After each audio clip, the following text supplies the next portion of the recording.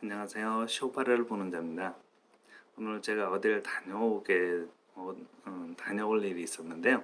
다녀오는 중에 사업을 창업을 해보고자 하는 제 조카와 몇 마디 이야기를 나눌 기회가 있었어요. 그런 중에 그 조카의 말에 의하면 사장의 신념은 중요하다고 여기더라고요.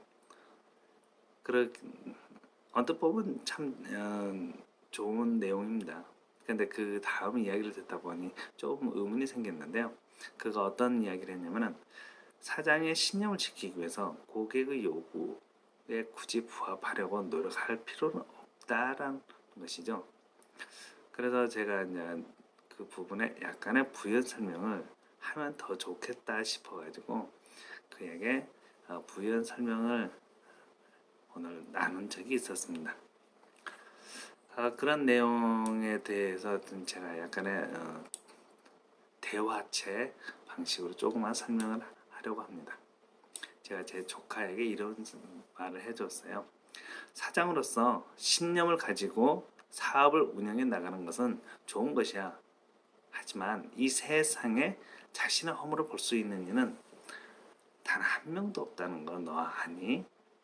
성경에도 기록된 것이지만 타인의 눈 속에 들어있는 아주 작은 티눈은 잘 보이는데 반해 자기 눈 속에 있는 거대한 대들보는 안 보이는 게 이치란다.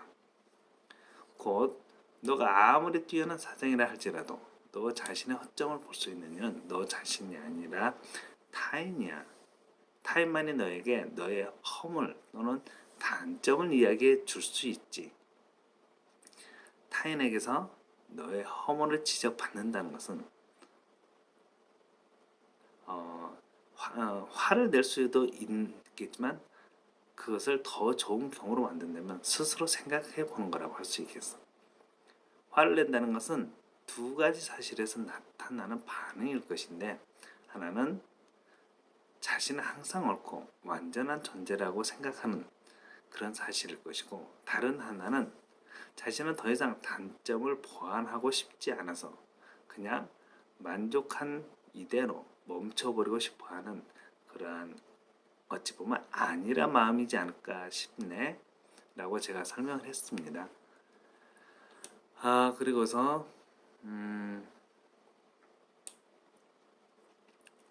후자를 단점을 보완하고 싶어 하지 않는다라는 이 사실을 제가 설명한 거에 대해서 부연 설명을 했는데요. 자신의 그 잘못을 지적했을 때 그 지적을 받아들이지 않는 그 모습은 후자를 그러한 경우를 택한 것은 교훈은 사실 우리에게 그 우리가 교훈을 얻을 수 있는 것은 사실은 자신의 단점 또는 자신의 실수를 통해서만 교훈을 얻을 수 있습니다. 그렇기 때문에 내가 더 나은 발전을 이룩할 수 있는 교훈이라는 것은 성공을 통해서 얻을 수 있는 게 아니라 오로지 실수를 통해서만 얻을 수 있기 때문에 속담에 실패는 성공의 어머니라는 말이 생겨난 것이라고 생각합니다. 이와 같은 설명을 제가 조카에게 해주었어요. 그러면서 좀 더 덧붙였는데 그래서 타인이 들려주는 나 자신의 단점에 대해 우리는 항상 들을 준비가 되어 있어야 함이 옳다고 나는 생각한단다. 하지만 여기서 주의해야 될 부분이 있는데 그것은 모든 변화를 결정하는 주체는 바로 나 자신이라는 것. 누군가가 너에게 너의 단점을 지적했고 그에 대해 변화하기를 바란다고 해보자. 그때 그의 말에 아무런 생각 없이 너 자신의 행동 방식을 바꾸려 하지 말라는 뜻이에요. 누군가 들려주는 지적이지만 그것에 대해 너 스스로가 생각하고 판단해야 한다는 것이지. 그 행동을 바꾸는 것과 그냥 유지하는 것 중에 어떤 선택이 가장 실질적인 거죠. 너 자신에게 더 큰 유익을 주는지를 스스로 가늠해 보아야 한단다. 그렇게 판단이 되고 나면 너 자신이 직접 선택을 하는 거예요. 그런 모습이 결국은 주변의 의견에 경청하면서 자신의 신념을 올바르게 지켜나가는 그런 모습이지 않을까? 제가 이제 잠깐 제 조카에게 들려줬던 내용인데요. 여러분들은 어떻게 생각하시나요? 경영자의 입장이 아니더라도 내 가정의 일에 대해 옆집 이웃이 혹은 다른 주변 사람들이 내게 충고를 할 때가 있죠. 당신의 아이가 어떠한 행동을 하는데요. 그건 옳지 못한 행동 같아요. 솔직히 이런 소리를 들으면 무척 화가 납니다. 얼마 전까지 저도 그랬거든요. 그럴 때면 제 아이들에게 자초지정을 물어보기보다는 그저 화가 나는 얼굴 하면서 먼저 아이들에게 매를 들기 시작했습니다. 그런데 제가 올바른 행동을 했더라면 제 마음은 편해야 되는 게 옳다고 생각합니다. 그런데 어디에선가는 모르지만 잘못된 행동이 있었기 때문에 제 마음이 편하지 않았습니다. 무척 불편했습니다. 매를 맞아서 우는 아이들을 이렇게 바라보면 제 자신이 너무 부끄럽다는 생각이 들 정도였거든요. 그래서 생각해 보았습니다. 심각하게 고민도 해보았고요. 과연 무엇이 잘못이란 것인가? 무엇이 잘못되었지? 라고요. 여러 날의 고민을 하던 중에 문득 떠오른 생각이 있었습니다. 제가 제 아이들에게 인격적으로 대하지 않았다는 것을 깨닫게 된 것입니다. 제 아이들에게 그때에 대해 최소한의 상황 설명이라도 들어보아야 하지 않았겠느냐라는 생각이 들었습니다. 물론 주변 사람들의 말이 거짓이란 뜻은 아닙니다. 그래서 야, 옆집 아저씨가 그러는데 너가 어떤 행동을 했다면서 왜 그런 행동을 하게 됐는지 아빠한테 그 이유를 설명해 줄 수 있겠니? 처음에는 아이가 설명하려 하지 않겠죠. 특히 저희 아이들 같은 경우는 어떤 행동을 했을 때 제가 약간 경직된 태도로 다가가면 제 아이들은 금방 눈치를 챕니다. 그래서 약간 그 아빠의 그 경직된 모습에 대해서 경계하는 그런 모습이 있는데요. 그래서 저 같은 경우는 그런 제 자신의 모습부터서 바꿔 나가려고 노력하고 있는데 그런 내용이 오늘의 이 내용에 함께 포함됩니다. 그래서 처음에는 저희 아이들도 설명을 하는 게 좀 어색했어요. 그래서 설명을 하지 않고 가만히 이렇게 있는 게 많았었는데요. 설명하는 게 낯설게 느껴지는 게 한국의 정서 아닌 정서가 되어 버린 것처럼 저희 집이나 또는 저희 주변에서도 아이들이 자신의 행동에 대해서 충분하게 납득할 수 있을 만한 설명을 하는 게 참 찾아보기 어려운 그런 시대인 것 같습니다. 그래도 저는 끈기를 가지고 이렇게 평안한 목소리로 아이들에게 그 상황에 대해서 보려고 지금 노력하고 있고 그렇게 하고 있습니다. 그러면은 어느 순간 아이들은 안도감을 느끼게 되더라고요.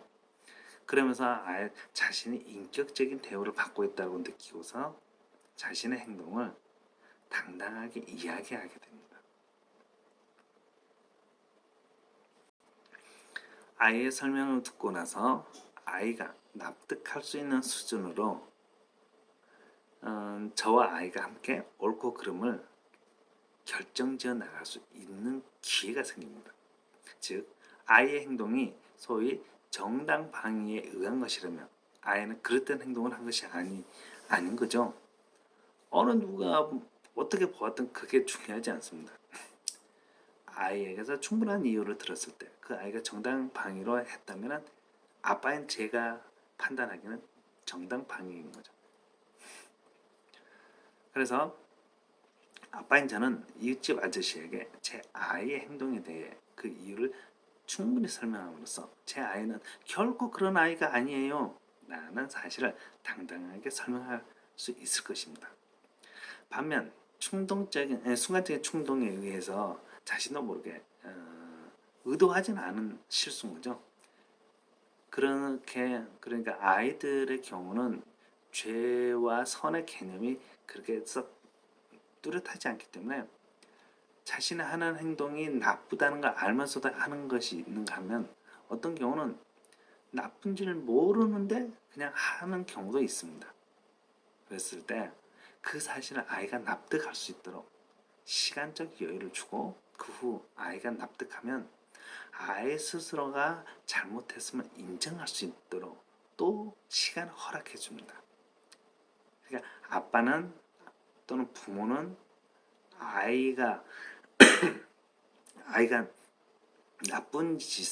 나쁜 행동을 하지 못하게 하는 게 본연의 목적이겠지만 부모의 강권적인 권력에 의해서 아이가 나쁜 행동을 하지 않는 게 아니라 아이가 스스로 이 행동은 나쁘다는 것을 깨닫게 하고 그리고서 스스로 그 행동을 하지 않도록 하는 게 올바른 교육이라고 생각하거든요.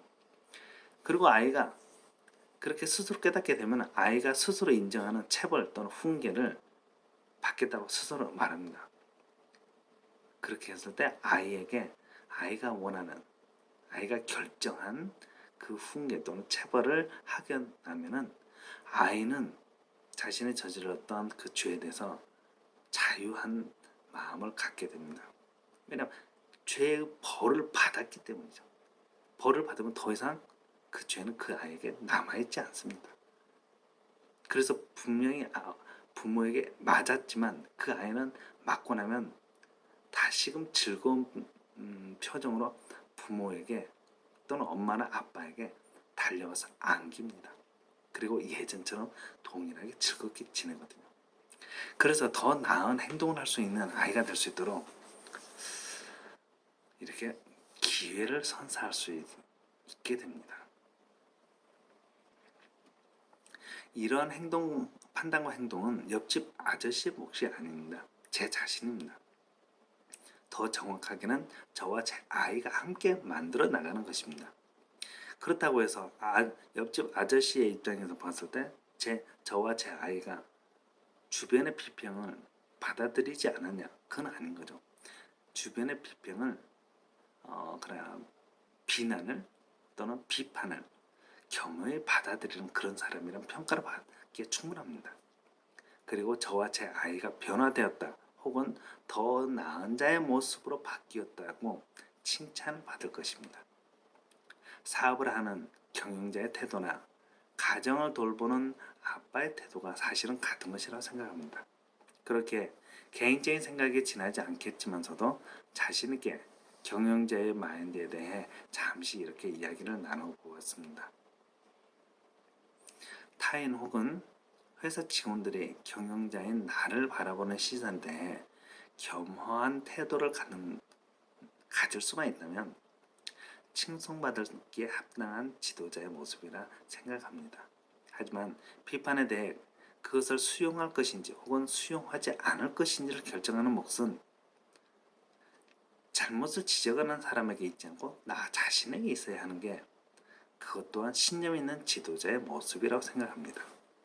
그리고 지도자는 자신의 선택에 대해 반드시 뒤따르는 대가가 있습니다.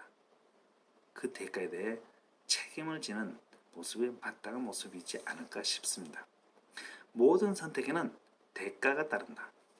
경제적 기본 원칙 제1번입니다. 지도자라면 대가에 대한 모든 책임을 마땅히 짊어져야 하지 않을까요? 한 시대를 살아가면서 누구나 책임 있는 자리에 앉을 수 있습니다. 그게 가정에서 또는 회사에서 또는 국가에서 일어날 수 있습니다. 그곳에서 우리는 각자 소신 있는 자로서 자신의 몸담고 있는 곳에서 마음의 공감대를 형성하고 그로 인하여 서로 소통하는 그런 인격적인 관계가 될 수 있도록 노력하는 지도자가 되려 할 것입니다. 게다가 지도자로서 내가 선택을 한 것으로 인해 따라오는 모든 대가에 대한 책임을 내가 친히 지겠다고 자신 있게 말할 수만 있다면 어느 누가 우리 자신을 힘써서 따르지 않겠습니까? 사병이 실수로 수류탄을 부대원 사이로 던졌을 때 귓가에 들려오는 허다 소리들이 있었을 것입니다. 아빠 살아서 돌아오세요. 많은 소리들이 주마등처럼 순간 그의 귀를 스쳐 지나갔을 텐데요. 그럼에도 불구하고 그런 소리들을 마음에 그냥 담아두고 스스로 판단합니다. 그리고 자신이 직접 그 수류탄을 껴안아 버립니다. 모든 부대원을 살리는 것이 자신의 한 목숨을 버리는 것보다 더 값지다는 것을 그가 스스로 판단했기 때문이죠. 우리는 이러한 눈물겨운 사실들을 이미 들었고 잘 알고 있습니다. 지도자는 소신을 지키기 위해 타인의 소리에 귀를 막는 게 아니라 타인의 소리에 귀를 열어두되 결국은 내가 판단하는 그런 모습이라는 것을 오늘은 조카와의 대화를 통해서 깨닫게 되었습니다. 물론 그 조카와 함께 오늘 아침부터 밤늦게까지 은평구까지 가서 일을 하다가 왔거든요. 그러다 보니까 오늘 또 늦어졌습니다.